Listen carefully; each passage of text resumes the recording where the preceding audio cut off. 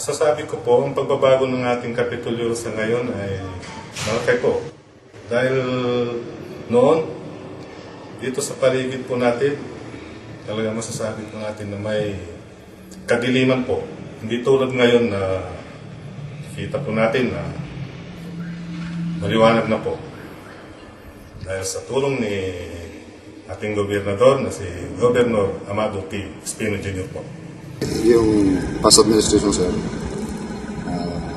every 2 days lang sila nandito, sir. Pumapasok sila dito, repeat sa ka-flight na po, sir. Ngayon po, sir, araw-araw po si Governor Espino nandito po, sir. Araw-araw, gabi-gabi po, sir. Dito po sa Kapitolyo po, masasabi ko noon,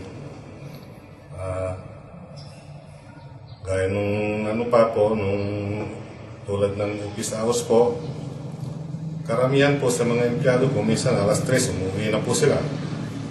Hindi tulad po ngayon na talagang papasok sila sa tamang oras, saka uwian sila sa tamang oras. Dito rin natutulog si Gobernador Amado Espino.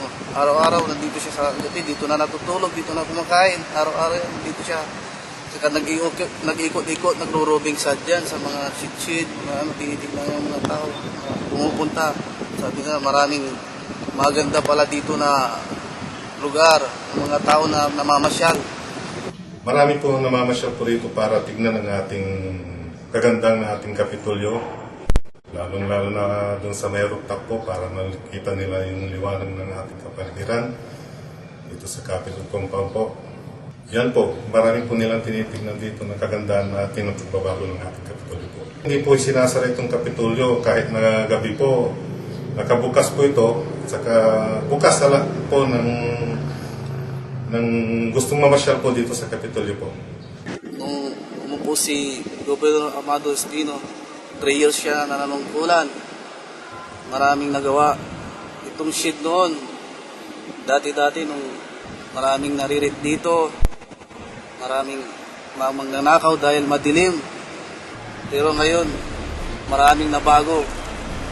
Itong shit, itong ilaw, may ilaw na, hindi natatakot yung mga tao dahil maliwanag na.